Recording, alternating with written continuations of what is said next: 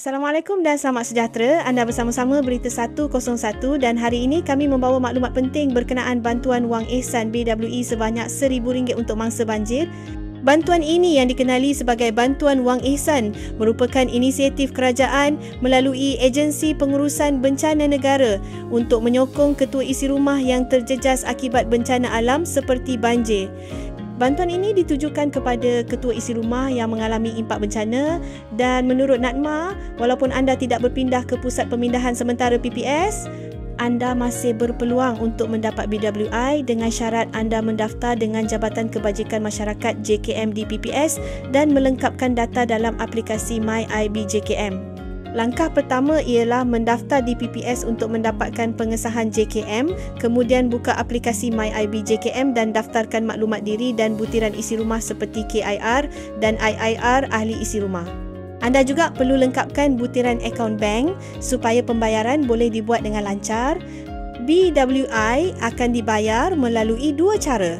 Pindaan wang elektronik EFT terus ke akaun bank yang telah didaftarkan dalam MyIB JKM.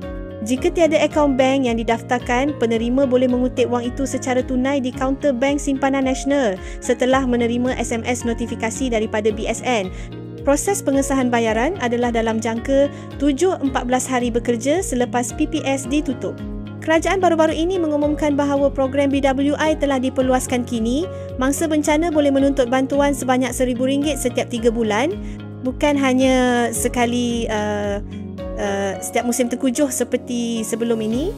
Ini termasuk tidak hanya untuk banjir tetapi juga untuk bencana lain seperti ribut dan tanah runtuh. Pastikan anda mendaftar secepat mungkin di PPS dan dalam aplikasi MyIB JKM, pendaftaran awal membantu memudahkan urusan pembayaran dan verifikasi. Natma turut menyatakan bahawa kegagalan mendaftar boleh melambatkan bantuan. Jika anda layak, jangan lepaskan peluang ini. Daftar di PPS, lengkapkan MyIB JKM dan pastikan butiran bank anda betul supaya bantuan RM1,000 ini dapat disalurkan dengan cepat. Kalau anda ada sebarang soalan, boleh tinggalkan di ruangan komen di bawah.